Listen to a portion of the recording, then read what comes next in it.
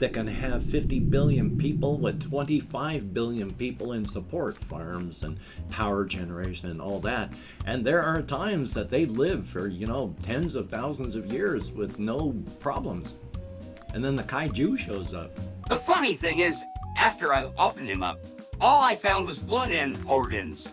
There was no treasure at all. Well, howdy, nearly senior citizen here. Greetings, boys, girls, and all of our non-binary friends, and welcome to this, a brand new day. Hokey smokes, it's raining outside. It was raining last night when I went walkies. It was raining most of the day. It was raining when I went to bed. It was raining when I woke up. It was super, super windy.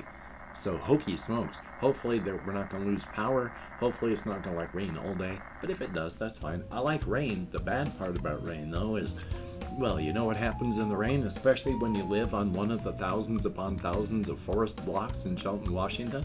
Not on, next to. There are so many spots in Shelton that are just a couple blocks of trees, because there's creeks and stuff, and so there's just forest blocks where there's no houses or development. It's just forest. Our rental home, like most rental homes and most homes, butts right up against one of these. And since it's been raining, all of the leaves out there, of course, that have been falling off the trees are wet, which means fungal mycelia and rhizomes and hyphae are growing everywhere. And when they do that, they want to reproduce, and so little fruiting bodies spread spores. And then, I woke up hacking and wheezing and sneezing this morning, something fierce, because of all the leaf mold spores. And hey, of course, if you could toss me a like if you like what you're seeing here. If you could subscribe to the channel, that'd be very cool. If you could leave me a comment, I like all comments. That's very, very awesome. And I would like to thank each and every one of my Patreon patrons. These literally beautiful and awesome people who are literally beautiful and literally awesome. Without these people, I and my pets would be in very bad shape. So thumbs up and thank you. And if you'd like to help, there is a link in the video description. Hey, front loading of YouTube videos over. Hopefully I said that right. Because of unmedication, I have not been able to think and be as clear as I would like. And my apologies, I'm still 1,000 ping pong balls in a wind tunnel, and every time one of them smacks together, I'm off on another tangent. So I haven't been able to be as coherent as I would like, but I'm still doing things, and that's good. I'm still trying to be creative. I'm still trying to do stuff. There's something further going on with my joints, and I don't like it at all. This one's bad, and I can tell. Back when I had really, really, really bad swelling in my lower extremities, before I would put on my stockings in the morning time, if I had to do something like stand and then go to urinate, the added pressure would push more fluid down into my lower body, and I could feel little sparkles in my feet as cell damage was being done. Oh joy. Well, when I'm doing things like turning stuff now, a few times I have felt inside of my thumb joints here that kind of sparkle. There's damage to my joints being done by using my joints. Oh boy, so I gotta talk to my doc about that, because I got these weird little nodules that are appearing around some of my joints. And back in 1980 some odd, well, early 90s, not 80s some odd, I had an arthrovirus. They didn't know what was going on with it, caused a lot of pain and such. And now all this time later, I've got stuff appearing on my joints. So still gotta find out about that. Yay, more phone calls to make. Still though, life is life. Take a look on my list here as well. The only real big thing I want to talk about on this one in the outside world is the game Elden Ring. And everybody's talking about how amazing it is that it is a semi-open world where if you go where you're not supposed to, you'll get your head crushed. You don't have to attack the things that are around you. And the best thing to do is find out how hard someplace is to go there, get your head crushed, and then not go there until you're tougher. That sort of thing was being done in the Might and Magic role-playing game series back in the 80s and 90s. Starting especially with their game Might and Magic 6 through 9, well, 6 through 8, and then 9 was a special case, but they were huge open world RPGs, and they would drop you into a 3D world that you could travel through. Now, of course, it's all really primitive graphics and all that, and it was using sprites for the monsters, but you didn't know where to go. And so you wandered. And you could wander into a place where there'd be a couple things that you could stomp on and get some experience for, or you could wander over a hill and then the dragon over there would destroy you. Or you could wander over this direction and the literally 200 fire mages that you would aggro would chase you down. You learned real fast where not to go, and that was the only thing. If something was too hard, you didn't just keep throwing yourself at it pointlessly. You went away, and you went and found something that was more appropriate for your level. And then later on, when you were tougher, you went back to that spot that was crushing you, and you crushed them. Sure, it was more primitive tech, graphics, even the programming, the gameplay loop, and all that was more primitive, but that was the essence of it. And so that was really cool that it was done that way. And of course, I still like the fact that I still have From Software, didn't they call themselves ASCII back then? But they did Kingsfield 1, Kingsfield 2, and the Ancient City that was released in, outside of Japan. There was a third one in the series, but apparently you can effectively ignore that. Yeah, you can see the FromSoft games of today in those ones. Turning is slow. If you want to turn in the game, it is slow. And I don't mean it just as a joke. It is slow pan for you to turn around. So you better hope that you kept your eyes open and nothing snuck up behind you. You can see all this stuff. The monsters will crush your skull. I ought to play it and then record it because it's good stuff and I still enjoy it. Never beat either of them. I think I might have actually beat one of them. I have memories of that, but I don't know if that's an actual memory because my years as an alcoholic, my ADHD, my memory is not what it should be. I still have stuff mixed up that happened just like 2-3 years ago. I have memories of that mixed up with settings that happened 10 years ago, mixed up with stuff that happened 30 years ago. I have my memory, my background, it's a mess. Oi, thumbs up for that. But past that, I've been trying to be as creative as possible, thinking on things as best I can while I go out walkies. I thought about a lot of stuff last night, stuff that I wanted to talk about. Can I remember any of it? No. Will I write it down when I can? I sure hope so. But it's stuff that I've largely thought about before, nothing really, really new, just iterations of stuff that I've been working on in the past and trying to solidify ideas that I've also had. I've also mentioned how I still have so much stuff that's happening just on the sheer creativity side that it's the amount of stuff right now that I could write about just the Razor's Edge on the Razor's Edge 1 year thing is like 10 books. Would it be interesting? No, not all of it. Of course not. Just because I think of it doesn't automatically think that it's going to be a fascinating thing to read about. But the amount of stuff that I've got, good, bad, or indifferent would fill about this many books. Good stuff, probably still about 6. Once you cut the filler out and you start condensing stuff so that you get rid of most of the fat. There's a lot there. But I keep coming back to other things, accidentally. Like just this morning, I was pottering around and just doing stuff to get ready for the day, wandering down to the bathroom, brushing my hair, grabbing some yogurt out of the refrigerator, stuff like that. And I started thinking about, all these characters that are on TV right now, ghost adventures and ghost hunting and all these people that go out with all this equipment. Well, what if in the cryptid part of our story setting, you do have these ghost hunters and all that? They're largely just like they would be on TV now. They may or may not believe in it. Maybe one of them is a near strong, cryptid site, and so they maybe believe, maybe don't, but they're making money off their TV show. And then there's a new fella, or fellowess, or non-fellow person entirely, because the fellow is a gendered term. There's a new person that shows up.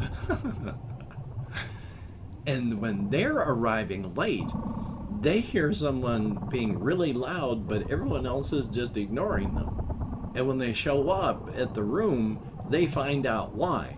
All of the people that are doing the ghost hunting in this, let's say it's an abandoned, it's a 50-year-old abandoned building, apartment complex, built way back when. It's just been abandoned and it's falling apart, but people still go in and they do ghost hunting stuff. He wanders in and there's an actual ghost there, a ghost type cryptid that is going, all of you people, you come here, you demand, you yell at me, you tell me to come out and show myself, I show myself, you ignore me, I am losing my mind, please, can someone just acknowledge my existence? And after 40 years of this, the new person who's just showed up late is like, oh my God. Because they see them.